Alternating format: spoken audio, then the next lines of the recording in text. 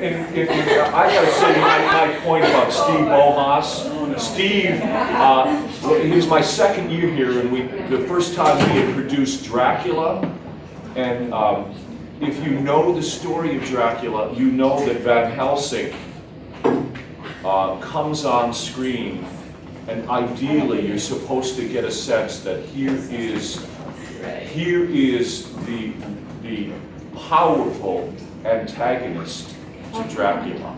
And I remember having to pound on the stage with almost a baseball bat, telling Steve, this is the kind of presence and entrance you must have. And guess what? He had it. Here he is, Van Helsing. And if you want to go to the next slide. Yes, good morning and welcome to the first ComCon of the academic year. It's like hitting us in the face here. I couldn't figure out how to do blocks on a PC. Anyway, we're kicking off our first ComCon with Steve Bohas, who is an alum from 04. He was a former student and is now a very dear friend of mine. So I'm excited to have him here. But first, a couple of announcements. This is the last call today for radio volunteers for Home.fm and The Message down the hall upstairs. All you have to do if you're interested, if you have any interest in the areas of being on the air or doing things behind the scenes with event planning, graphic design, maintaining a website, they're looking for volunteers, and you actually become part of a training group. No experience is necessary, so you can sign up. I have applications. You can pick them up from me, but last call, they're due at noon today. When you read the application, it says you have to do an audition if you're interested in being on the air, and Rachel at the radio station is willing to extend that deadline for auditions until Monday. So if you're interested, be sure and grab that. Oh, there was a slide. Oh, there, it's right here. Just ask me when I'm in class if we've been having trouble bringing it back up. Yeah. Didn't happen last year. Second announcement, guts. Dr. Patton, did you cover that? What's that? Did you talk about guts? Well, yeah. If you really love the Lord, and pastors in seminary are trained on how to manipulate congregations. It's called spiritual blackmail. If you really love God, you'll agree with me, Okay. right? But we would love you to see what we think is a very compelling play script by our own Dr. Brent Klein. Many calm folk in the play, and they're delightful. It's not your average Bears play, okay? To quote Yogi. And the other thing we need you to know, because we do a lot of productions in both video, film, and on stage. We're very interested in new work, but this isn't a new piece. Monday and Tuesday, we're auditioning for the first Victorian monster tale called Frankenstein, okay? And the director of Frankenstein, Angelina Dickinson, is a graduate of our program, graduate of Spring Arbor.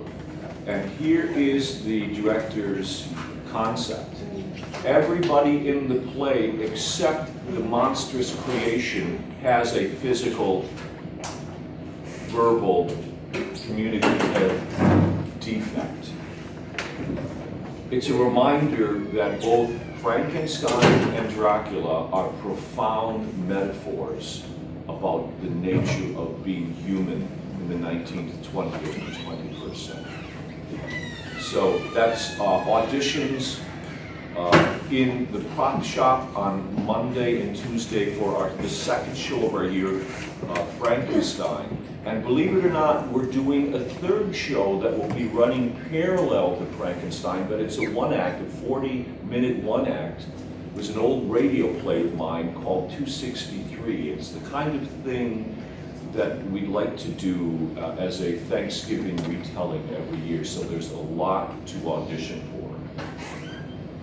I actually attended the play last night, and I can promise you that you'll be gasping for breath at the end. it was incredible. I was riveted throughout the entire thing. And you told them it's showing this weekend Yes. and next weekend. Oh, and by the way, thanks, Kayla, the wonderful. Let's also be reminded that tonight, even if you haven't attended the play yet, if you know and have love for, as we do, Brent Klein, the playwright, we're having a playwright's reception in Poling tonight after the play. I'd say it'd be about 10:30, 10:15.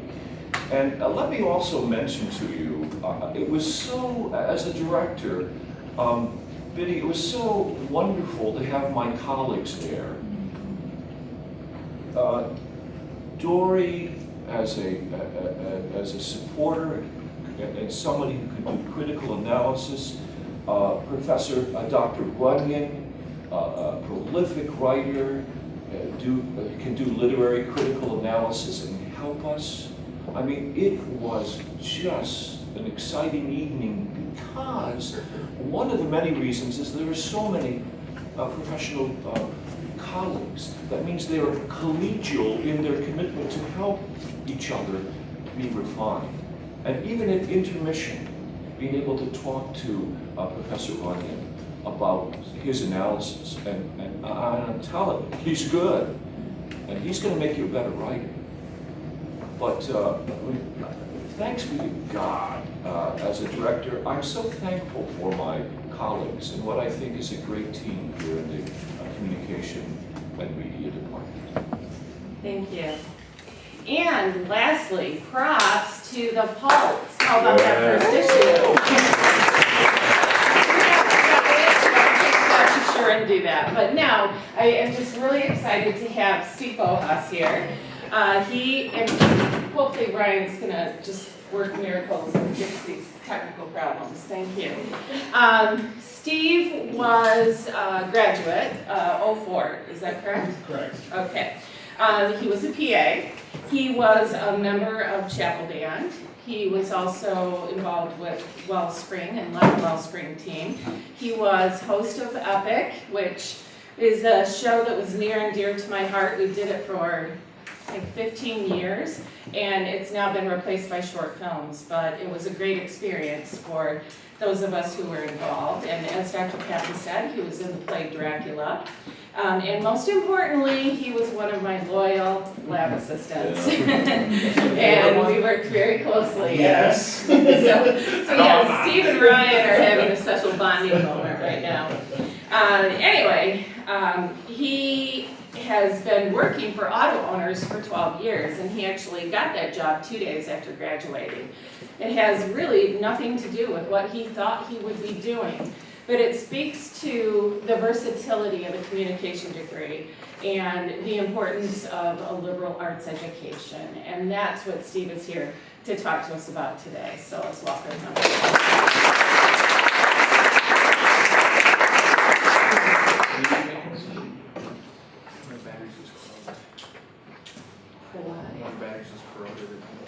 Did you bring the new batteries? Yeah. Okay. That's not working. I don't know what to do. Hopefully Last you time it get wasn't started. working fast, we I'll work turned in it the background here. We turned it all the way off last time, and then you Yeah. turned it back on later. It won't turn off though. That's Oh, okay. Go ahead, can you Sure, start? absolutely. So thank you so much for inviting me back, Dory, and what a great opportunity to be here with you and to hear from Dr. Patton again. I did have the pleasure of being here when Dr. Patton came in, and immediately takes me back to those days of, it's like, Doctor, will you just read the phone book? Habit. John. and if you've ever taken a Patton class, he can be like, we're going to read from Scripture. And this is really good. This is really going to blow you away. This is. I'm telling you. If you haven't done this, I'm telling you. John. And now, when you hear about this, the God. For God, so when God, and then he would look and he'd be like, Oh yes, my glad. Okay. And then he would start talking about something, and just an amazing opportunity. And he was right. I did try out, and to my own surprise, mainly because I'd never actually been involved in any type of play or anything like that, even ever. And then here I am, a senior at Spring Arbor, and we're going to do Dracula. And why would you not try to do that? So decided to try, and ended up being Ben Helsing, and he had to teach me how to learn lines and all that because I had no idea how to do it. And there was a trick to it, and suddenly I understood all. For how many theater people? We got theater people in here? I understand y'all now. I did not understand when I first came in. What are they talking about? But you end up with inside jokes to inside jokes to inside jokes, and then your characters have inside jokes. And so I still am, friends on social media with some of the other cast, and occasionally we'll just leave a random little note there that only we understand. And so thanks to Dr. Patton for that. And I did serve for 2 years as the loyal lab assistant for Dory. Did a lot of work. We used to edit Ted Nugent. For those of you, Ted Nugent was a musician. He was super crazy and really weird. We used to edit his TV show here, and so that was. Spent a lot of hours in the room listening to Ted Nugent talk, and so he was a really weird guy. So a little bit about me. I did graduate in 2004. I was here originally at Spring Arbor College. That's right, we were a college and became a university. Had a big party, but at that time, we didn't really know what it meant. And I did bring a special guest, and hopefully we can get this going, and I'll introduce you to him in a little while. When I came here, I was one of those rare birds that I had made my first introduction to Spring Arbor College in the spring of 1997, when we got the one working. Except Ryan. Except we got the other getting over to the. Hey Ryan, those are my slides, so now you have to figure out how to get Steve's. Oh, now you tell me. Now we get over here. So we got one working. So now you've met me. I'll put that so that way so we'll know when it comes up. Plugged in, right? Well, it's plugged in. I don't know if it's plugged in right. It's not even plugged in at all. Oh, it's not. Well, there you go. I was loyal. I wasn't always confident. There you go. Oh, wait. Yes. That's the other. Hey, look at that. Now you can see I'm legit. I'm so legit now. So, this is me. Look at there. And so what I'd like to do is I really like this to be a conversation. So I'd like it to be interactive. So we're comm majors, right? We like media. We like to look at things and get our creative juices flowing. So we're going to start with something interactive. I'll tell you a little bit about my company in a little while here. But let's start off with a quick activity. So I feel like we're a sporting event. Auto Owners does sponsor. We have our own NASCAR. So follow the NASCAR.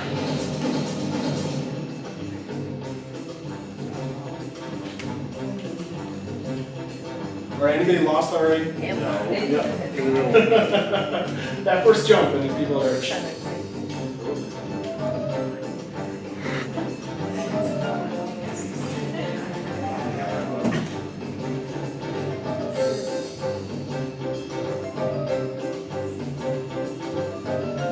That's right. I thought I was going to let you up easy. I'm not. Okay. What do we think? 1, 2, or 3? 2. 2. Got some 2s. I see some 1s. All right. Let's find out. It is. Yeah. Huzzah. Number 2. I know. So we do sponsor Martin Truex Jr. in the Toyota Camry. He actually for any NASCAR believers in here, which. Not quite in that camp, but I can appreciate it. We did just win one of the most recent races, so we're pretty proud of that. Woo! Martin Truex, sweet. So a little bit about my company, because I am a corporate recruiter, so I'll just cover a couple of quick things and I'll get back to my story. I do represent Auto Owners Insurance Company. We are a Fortune 500 company that operates in 26 different states. You can see a bunch of our locations are here. We have just celebrated 100 years in business in July, woohoo! And we were formed in 1916 in Mount Pleasant, moved to Lansing in 1917, literally picked up the company with $124.75 in assets and moved to Lansing. Moved around a while, and in 1976, built our own brand new home office complex on the west side of Lansing that we've since added on to, and there's about 2,000 of us there now. on the west side. In 2003, we joined the Fortune 500, and we're currently number 398. Keep climbing that list. And in 2016, 100 years in business. In that time, having never laid off a single person ever in the history of our company. So things that we're very proud of. So when people ask us how, we point to our core values. And when I think back about my time here, I'm always thinking about the Spring Arbor concept. You know, what really drives the student experience? This is what drives auto owners. This is the DNA of our relationships and then how we interact with one another. So this is what makes us successful. One thing that I want to leave you with, because I know some of you are already seeing it, I'm seeing it on your faces, and it's what I said when I heard about auto owners. Well, my mom worked. I have to give full disclosure. My mom worked there and told me about it, and I said, Mom, I don't want to sell car insurance. That's not what I want to do. I'm an I was a comm major. I want to be in advertising. And I'll tell you about my story shortly. But the thing about auto owners is there's no sales anywhere. Seriously. We don't do that. We don't do it. We don't call it something else. Oh, you're in marketing. No, but you knock on doors and you try to get people to buy things. That's not sales. No, we don't do that. We have agents. They work outside of our company. They don't work for us. We appoint them. They sell. We have people inside. Everything that we do is all corporate. We deal with actually running business and paying claims and programming things and working with systems and audit, all kinds of professional positions that I can tell you more about another time. And then once your underwriters are working with the policy, then we actually issue business. So we don't do any sales. Everything we do is about quality and not quantity. We do actively recruit all majors. So you can see right here, communications, one of the many, many majors that that we actively recruit. And we'll talk a lot about why comm, and specifically comm from the liberal arts, are such a powerful major and such a great experience shortly. So I'm going to be outside the DC here after this. So if you have questions about internships, and we are looking for like 127 interns for next summer, and we do have marketing people, and we have social media people, and we have advertising people. We have internships in those areas that we are looking for talented people. So all you comm folks, this could be for you. So I can tell you more about that outside the DC. So back to my story, and this is where I feel like I should introduce someone. I'm sorry, Dory, I didn't tell you that I was going to bring him, but I figured you'd forgive me. But like I said, I had my first introduction to Spring Arbor College in the spring of 1997. That's right, most of you were between 2, 3, 4 years old, or weren't born. Yeah. Yep. Yeah, I heard the chatter. I took great pleasure, on a quick side note here,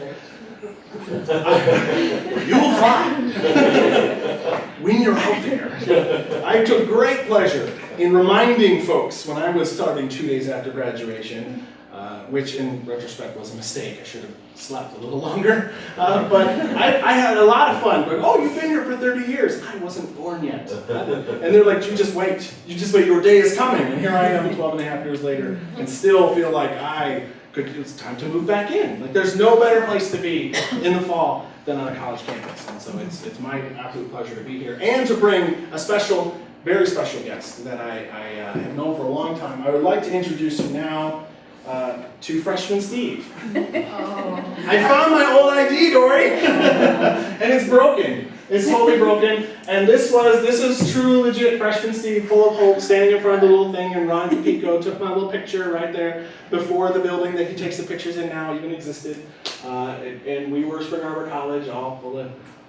We were different. It was the late '90s, and things were different. You know, there were we were all worried about Y2K, and everything was okay, so we all worked out. But freshman Steve knew he wanted to be a comm major. When I was a sophomore in high school, I picked Spring Arbor College and communications as my major, and I never changed my mind. This is where I sent my test scores, only to Spring Arbor. This is the only place I even applied. Anybody else out there like me? Like where you knew this is where you went? Okay, so a few. And lots of others, you find and choose your path a little differently. Maybe you made your selection later. Maybe you're still wondering why you came here. You're a couple weeks in and kind of wondering, like, comm is a great place to start, and then I'll figure it out. I got lots of time, and suddenly it's 12 and a half years after you graduated, and you wonder what happened. So this time is going to pass very quickly. So when I picked comm, my whole makeup. I'm a storyteller. One of my very favorite, and I had a lot of favorite classes, but one of my favorite, we actually had a storytelling class I took with Mary, and it was one of the most fun classes that I had because it just speaks to me as a person. Everything, and I think the amazing part about the comm major, and what really attracted freshmen Steve to it, is we understand that while we spend a lot of time, and I'll point over here because this is the other hallway down yonder, that's where all business, it was all like sort of just there, was a parking lot. So, dinosaurs freely roam the campus, and the DC, you'd like swipe your card, and then here's your spear, there's a mammoth, go! You know, like that's kind of what campus was like. It was very Fred Flintstone-esque. Wormston hasn't changed, actually. Any other Owen? Couple Owen, 01, that's right, 0113 for 2 years, you know, and then we retired to the villages when they built them, brand new. Lived up in Village E, in one of the little corner rooms that overlooked the soccer field. That's right. So that was a good spot. And then we actually had a big spotlight because people go on the dugouts and like hold hands and stuff. And you're like, hey, you knocked that off! Leave room for the spirit! We were very popular. Didn't officially work for campus security, but I always wore a holster just in case. Got to keep things going. So anyway, I digress. When I start referring or pointing, it's because I still feel like the whole business department should be over here. It's not. But the comm major is important because we spend a lot of time with our friends in business. We take a lot of similar classes, and I have people even ask me, like, okay, well, you're taking a business class in advertising, but you're not in business. No, we have our feet firmly planted where? In the humanities, in the social sciences. And why does that matter? That matters because as comm majors, we recognize that our words and words in general have power. Words can change us, they change our families, they change our communities, they change the world. Words have power. And to wield that power requires responsibility, Spider-Man. Like this is, you must understand that when we train you and teach you to be a communication professional, we're teaching you to wield a very powerful weapon. And that weapon can be turned on loved ones, that weapon can be turned on yourself, and you must wield it with responsibility. And that's where the humanities and social science part of what we do and why shows us why we do it. That we don't communicate for words' sake, that we don't just generate content for a paycheck, but we must do it for something larger. And that is why freshman Steve picked communications. That's why freshman Steve picked Spring Arbor, is because I wanted to be part of something that was bigger than myself. And I didn't understand the full why when I made that decision. I thought it was because I wanted to make a life-changing Super Bowl ad. I was advertising, man. I was going to make the most life-changingest, hat-throwingest, rewindingest, because at that time we still had to actually put tape in the VCR and record the Super Bowl, and then we could rewind it and watch the ads. And then we bring the tape to class, and then we all dissect it. But it was an actual, then the interwebs came, and I don't know. It was very different. We didn't have the Facebook, thank goodness. I mean, I was a good kid, but my goodness. Yeah, we didn't have that. So that was my plan, and I spent a lot of time working on that. I spent a lot of time with Dory in video and working on Epic, and we made I still have some VHS tapes for a VHS player that I no longer own, but I still have some tapes of the old Epic shows. Anybody heard of it or seen any other like crazy stuff? So a few of you kind of seen that laying around. It was something else. We had a lot of fun. We would go to conventions, and we actually got to film Bush W. He came to a convention we were at, and we actually had press credentials. And because I was flippant and just talking to the hotel people, we went to Opryland in Nashville, and I just started talking. And because we're communications majors, right? This is what we do. We talk, we build relationships, and we understand what are they doing. So in order, because Dory, as her little lab assistant, instructed me that I was going to take care of all the video equipment, we had to have clearance to film in the hotel. So just started talking to him and just began to ask questions. So, we hear President Bush is coming. Is he coming? And well, we can't say for sure. We don't know. well, can I interview him? Just started asking all kinds of questions. And then pretty soon, I started making them laugh and getting them going, and pretty soon they said, well, there is a form if you want to try to get press clearance. Heck yes, I want press clearance. We ended up getting White House credentials, and we went up on the stage with MSNBC and all the news organizations were there. And there was Spring Arbor, and we were there. And we were wondering, myself, and then there was one of the young lady from the radio side too. And so she would announce, and I would shoot. And we were wondering, how did we get up here? And 5,000 broadcasting students, and we were the only ones that ever thought about actually trying to bring our equipment in. And we did it. We were the only ones who did it. And it's still something that I'm very proud of now.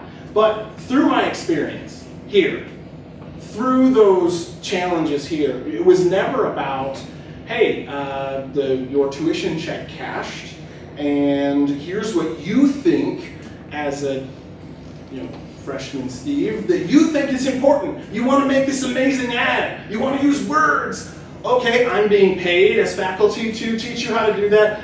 There you go. I've taught you what you use with it. Is this really the best thing for you? Not really why I'm here. My job is just to give you the knowledge that you're buying. No, I was pushed. I was challenged. I was stretched. I was forced to rethink and then rethink and rethink my why constantly.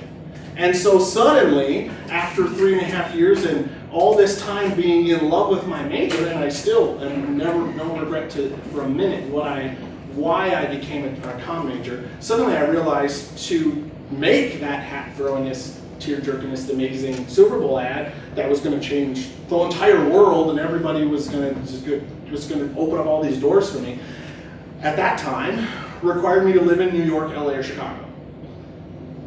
I spent a little time in Chicago.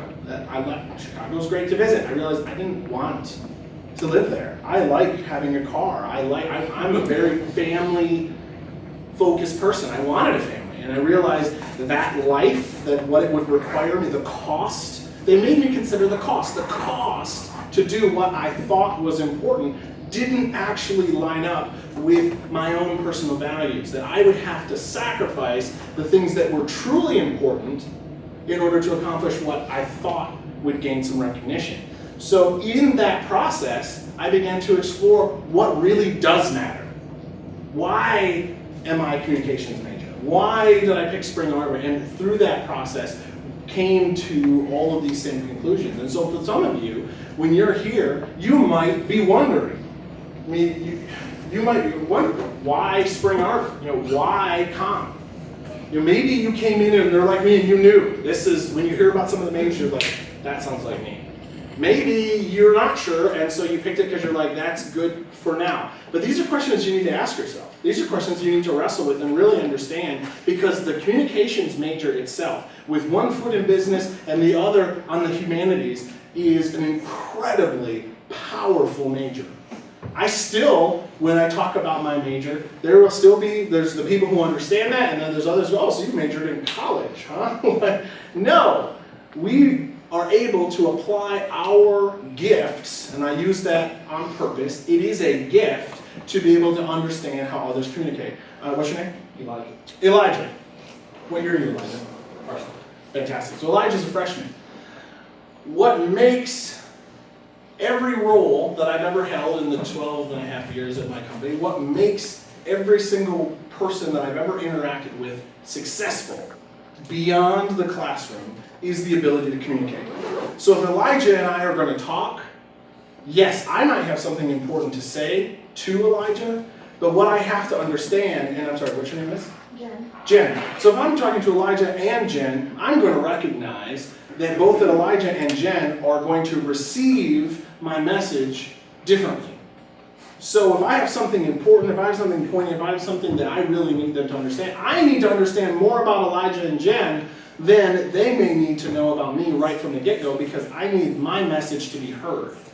So if I'm going to interact, and something that I have learned and that has helped is to ask more questions right off the bat and learn about Elijah before I try to tell him anything. And these are things that I've learned here. This is what I learned following Dory around. These are things I learned following Dr. Patton around. Mary's class, corporate communication. Anybody taken that yet? Corporate communication is how I got my job. I took it as a junior when I first began to wrestle with this whole idea of what am I really going to do? And we had to do a project on communication in big corporations, and my mom worked at Auto Owners, and I thought, oh, I got an in. She works for some bigwig at the company. And so as a favor to her, he was going to give me 15 minutes of his lunch and let me interview him for the class. And so I said, all right, so I put on my one tie and my little shirt and my hair. Feeling very professional. Now I look back and I'm like, oh my goodness. Because I see some of the people, not Spring Arbor people, not Spring Arbor, other colleges, they come in and they feel like they're really, and they're just, oh, like, sweet. Oh, buddy, let me just, all right, just fix you. Come here. Just give me a hug. Everything's going to be fine. You're good. Just go get him, champ. You got this. Because that's a lot of what we do. We do a lot of coaching. We're like, fix them up. Just little buddy, here you go. Time in, let's go again. And so I went in and I really hope that I was better than what I'm pretty sure I really was. And for a 20-minute interview, he was going to give me 20 minutes of his lunch, mainly as a favor to my mom. Again, full disclosure, I have to give lots of props to her, because she tried for several years to get me to do this. And in this time, he ends up canceling a meeting, and I talked with him for about 2 hours, telling me about our core values, talking to me about what corporate culture is really like, what it means to be an active member of your community, what it's like to work in a big company with a small company feel, the family part of us, why we're in business. And suddenly I went, so you don't sell car insurance? Like, wait a minute, my eyes are open to a whole other segment of the world that I didn't even know existed. I thought if I was going to become, okay, I had to be in TV, or maybe I was going to be on the radio, and then maybe you can already tell, but I don't do well alone for a long time. I was on AM for a while, and I'd just sit in the chair and go, this is terrible! So I'm sorry, for those of you who love radio, the Lord bless you and keep you. Because I could not handle being in the little room all by myself for that long. So bless those of you who can. So I ended up learning all this information about the company, and it completely changed my perspective about what it meant to use my degree beyond what I had defined for it. And the power of a communications major, especially a business-minded, customer service-centric, passionate about others comm major. I mean, not to toot our own horns, but we're a big deal. I mean, we are the ones who get tapped for the special projects. We are the ones who can, in a moment, come up with a response. We are the ones who can navigate office politics. We are the ones who can take control of a meeting of people, of your bosses, who decide they want to talk about something else, and you need a decision. You need to be able to navigate those environments, and communications majors can handle that. And so, as you're considering where you want to go, remember, you are not here by accident. Remember, you are not here by chance. That you are here for a purpose. You are here to focus on building yourself up. So some things that I have a little bit of advice for you. Do the work. I should bring up Freshman Steve again. Freshman Steve was creative, and he was funny, and he could just think quickly, and he worked best under pressure. Anybody ever said that? I don't do my stuff till the night before because I work best under pressure. And Wally Metz was here, and he just said, well, have you ever done it any other way? I said, well, no, because that's how I work best. I said, well, how do you even know? You don't even know. You've never done it any other way. So do the work. Do the work ahead of time. Think through what are they, not just I'm reading a chapter, I'm answering questions, I've done the work, now I'm going to go play guitar out here and make up songs about people as they walk by. Oh wait, that was me. I did that. It was really fun. We'd yell at Muffet outside the windows with traffic cones that we borrowed from Chapel, like, Muffet, like stuff like that. It was fun. You're in college, have a great time, but do the work. Think further than turning in that assignment. Think about, okay, what are they trying to get me? What am I trying to think? Why am I being asked to think through this? What am I wrestling with here? Yes, that means all the reading. I know there's a lot of reading. I didn't do all the reading, but I wish I would have done all the reading. Now you get further out. You're like, man, those books are expensive. Why do they make us do those? Because you're supposed to read them, right? I mean, that's a thing. Show up. Don't flip on the first day, flip to the syllabus and figure out how many skips you get. I know it's beautiful, and there is, like I said earlier, no better place to be in the fall than on a college campus, especially for you seniors who are experiencing all of your last firsts. My last first day of classes, my last day of drop classes, and my last con first. I mean, there's all of that. It's that internal turmoil because you realize they're really going to make me leave. I fully expected after I graduated, this is why I started work, because I knew I would have to do something right away. I fully expected Monday, open the paper, Spring Arbor graduate Steve closes doors, mission accomplished. You know, like, what, I was done. What else is there to do? But no, here you all are years later, and thank goodness for that. But they will make you leave, and then suddenly you have to figure out your role. So show up, sit in the front row, take it seriously, because these moments are ones that you think may never end will suddenly be the ones that you would do about anything to go back and do again. Because to sit under genius level people that will change, have already changed, but will continue to change your life, your worldview, how you solve problems, these people have spoken into your life that you can look back and have a waterline moment and go, that's when I knew what I was supposed to do. Show up, dress up, take notes, do the reading. Like, this is so important. You want to build relationships. You want to be able to know and reach out to Dr. Patton. You want to know Dory and Mary. You want to be able to know these folks. I know that when I took, at that time we had Com 300 was its own class, and it was, and Dr. Woods came in, and we were all afraid because suddenly we had to do research. And we didn't want to do that. We were funny, and we wanted to do video, and woo, you know, we're com majors, woo, you know, we're really fun at parties, you know, because we get it going, man. We're like, it's time for conga, you know, we're like, yeah. And so suddenly I'm taking this class, and I realize, holy smokes, this is a lot of work. And I said, okay, I'm not gonna let this beat me. I'm a com major. I can do this. And in that class, I realized something to myself. I was actually pretty smart. I didn't have to just think on the fly. I didn't wait and do it at the last minute. Then when I prepared, I was more intelligent. I could write. And not just the flowery, super, okay, I got a paper tomorrow. Okay, adjectives. You know what I mean? We can write a paper. I mean, right? I mean, we can take care of some papers. We can get it done. When I think, no. I don't care. He would write all my stuff all the time. I don't care, because he didn't care what I thought. He wanted to know what the research said. So when it comes to showing up and building relationships, office hours, they're hanging out on campus. Go sit in their offices. Whether you have an urgent question or not, you will think of one. When you're there, pick their brains, take your assignments in, because what you can get done just before the deadline, or I know, that email it to me by this time and it's not done, and so you email the blank thing without the attachment, and then you know because it bought you a little more time, oh, it didn't attach, I don't know what happened. No, you come on now. Come on. I never did that. That's not a Spring Arbor thing. In general. So use those office hours. Use that time, because this is a chance for you to build your foundation. Not only to become excellent in your craft, become strong in your faith. You are sitting next to and working amongst people who will spread out all over the world. I have friends in relations that I built here. There are friends of mine who are missionaries in China, people who live and work in Africa, people who live and work in industries all over the U.S., people who are doing some really exciting things. And now I'm that alum that actually reads the alumni journal. I know people that are in there and get excited about people coming back for homecoming. It's like, oh my gosh, it's amazing.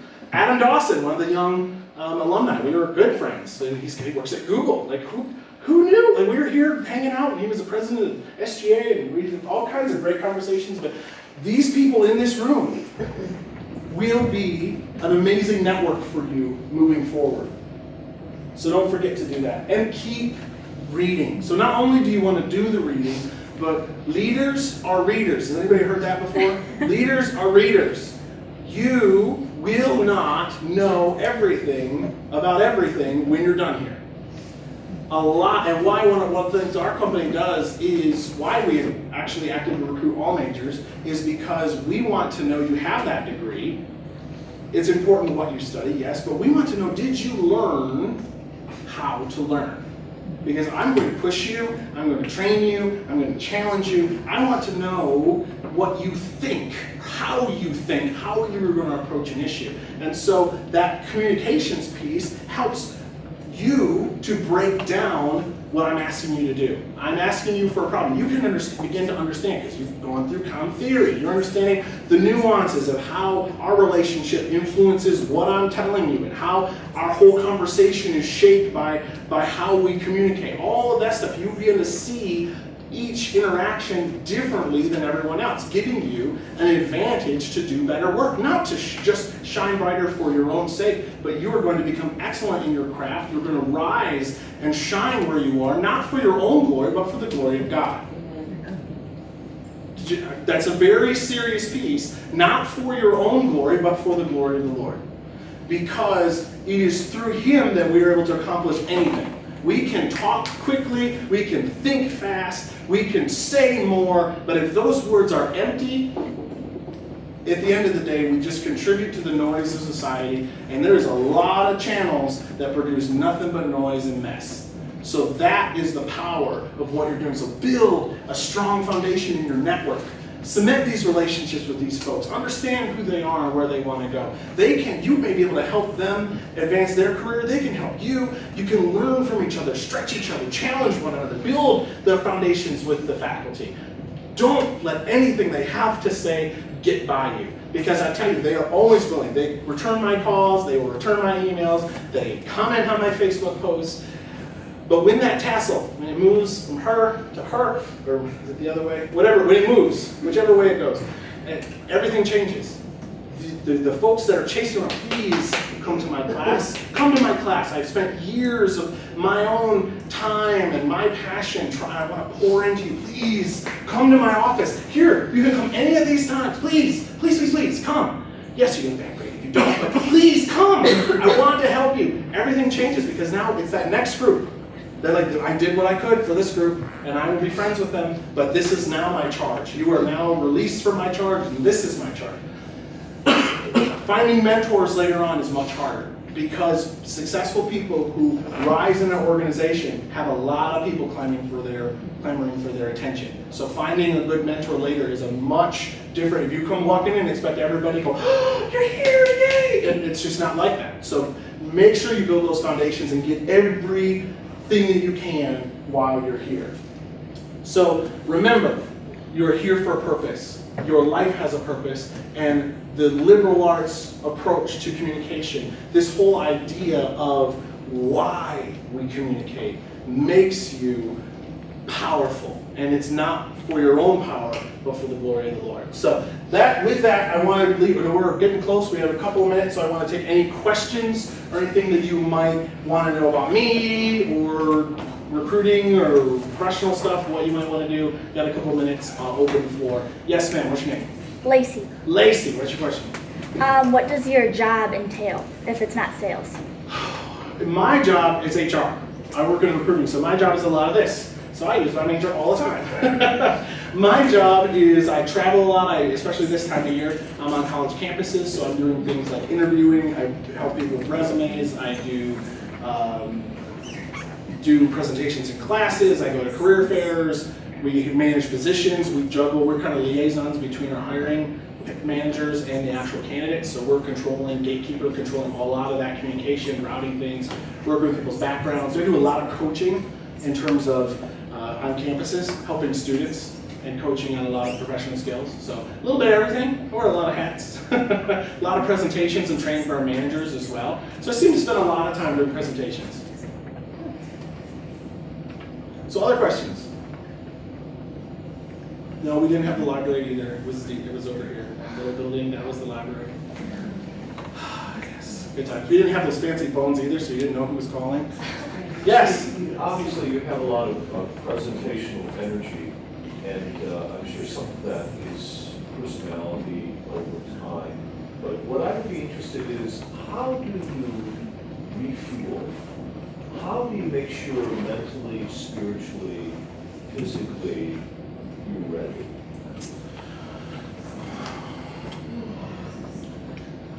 That is a really good question. And in the world, in the HR world, and specifically within recruiting, we partner a lot with career services professionals like Chad. So if you do not know Chad, Chad is absolutely 100% included in the Build a Strong Network. Chad can help you.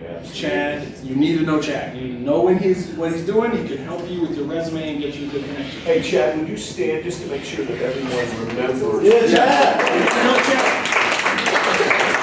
Chad can really speak into your life in terms of helping you navigate some of those complicated decisions. So I just remember, we're not supposed to say anything in here. And so I flashed back and I'm like, that's surprised someone didn't call me out. Good thing that. Anyway, how do I refuel? We set boundaries for ourselves, but the actual segment of that actual population of recruiters and career services people, and Chad will probably agree with this, very high turnover, very high burnout rate, because it's a demanding position requiring a lot of priorities and very demanding on your time. Sure. I personally have worked very hard to safeguard and set guardrails in place to make sure I'm a dad, I'm married, I have 4 little kids. My oldest is a freshman in high school this year. What? So that makes me feel old. It's homecoming tonight, so that's pretty exciting. And then my youngest, I have a first grader, a second grader, and a third grader. And so I work very hard to guard that time.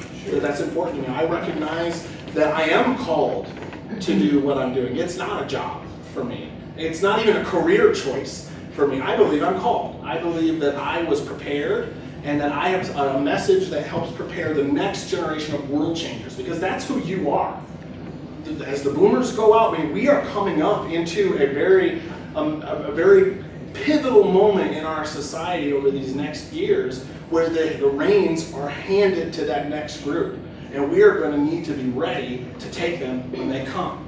And so I do believe I'm called, but I believe my number one calling is to disciple them first. And so how I recharge is I still am a very active member of my church. I'm a board member at my church, and so my relationship with Christ and my relationship with my wife are foremost, and then my kids. They are my first disciples. They are my first followers, and I cannot sacrifice a promotion or some initials or some office or anything and lose that. What if I mean the whole thing? I gain the whole world to lose my own soul. That's not. So that to me is how I recharge. And I'm very extroverted. You probably couldn't tell, but this is exciting for me. I do get charged up from it, and that's where a lot of the excitement comes. Is I feed off of your energy as well. Sure. So, but primarily it's how I guard my time to make sure that I don't deplete myself. Sure. Thank you.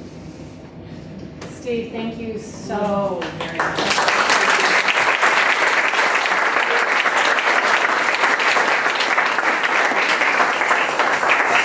I just really appreciate your message that we are not preparing always for what we think we are. It's true. And that it's important to keep our minds open. Dr. Chapman, would you pray?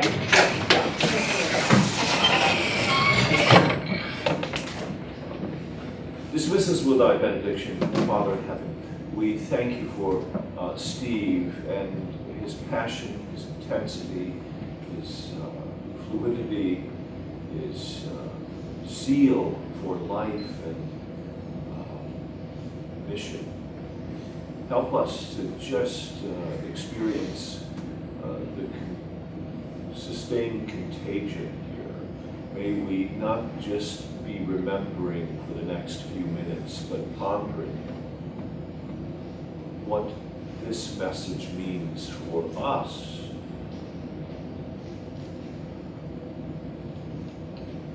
Be with us. Help us to look to you as author and finisher of our faith.